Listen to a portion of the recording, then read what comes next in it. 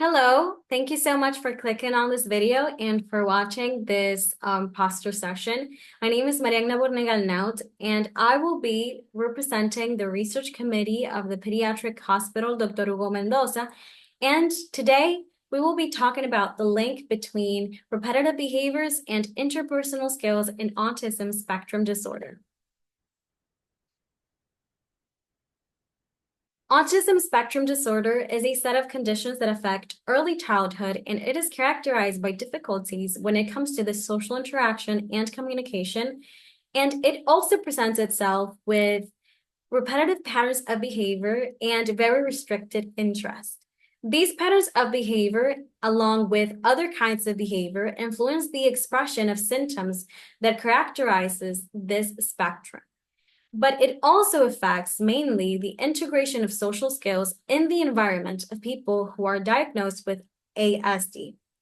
Because of this, the subject of study is to identify whether or not is there a relationship between repetitive behavior and interpersonal skills. And if there is a relationship, to understand how does this influence the general behavior of those affected with this disorder.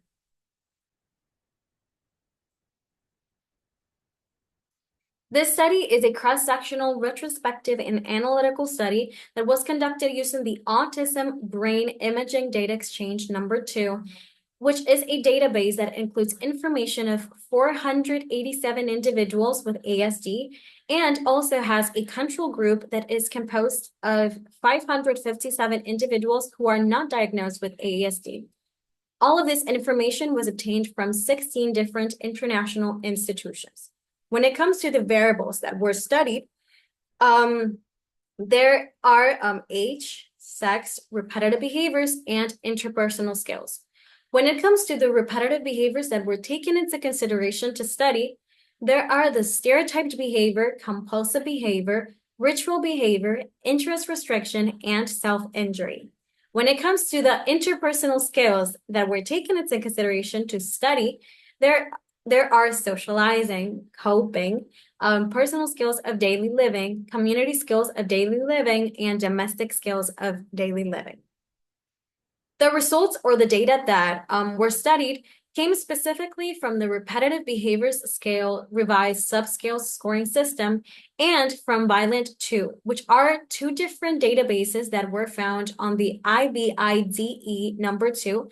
And after those informations being extracted from this database, they were later on analyzed by the SPSS software version 23, and later on they were compared by applying the Spearman correlation analysis.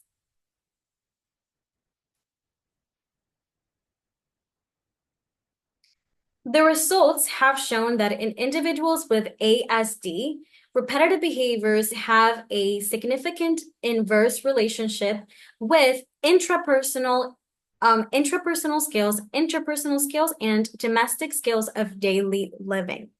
When it comes to these specific repetitive behaviors that have shown to have a relationship with social skills, it was shown that actions of self-injury and ritualistic actions seem to have a significant low inverse relationship with these skills.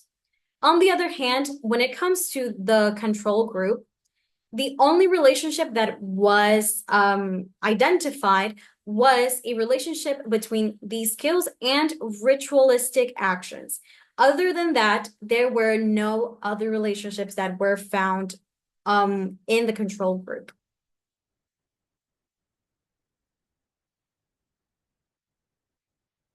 This analysis indicates that repetitive behaviors in individuals with ASD have a negative impact to various skill sets, such as mentioned before.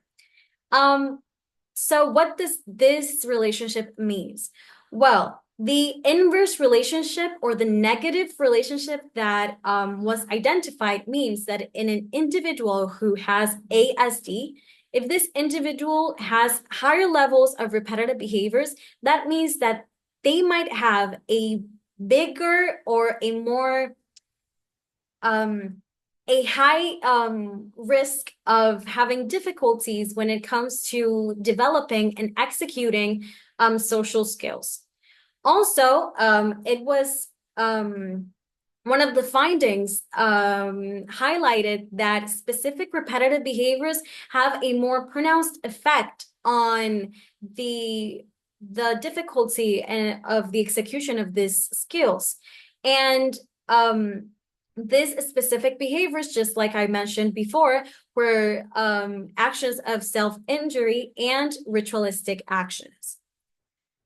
Finally, when it comes to the absence of significant relationships in the control group, it also proves the point that there seems to be a difference between individuals who have ASD and individuals who don't have ASD.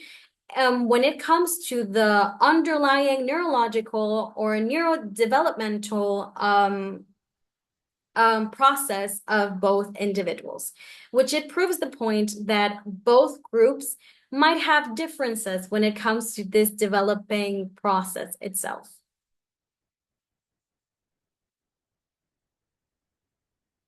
So thank you so much for watching this pastor session. I hope that you guys have liked it and that have enjoyed it.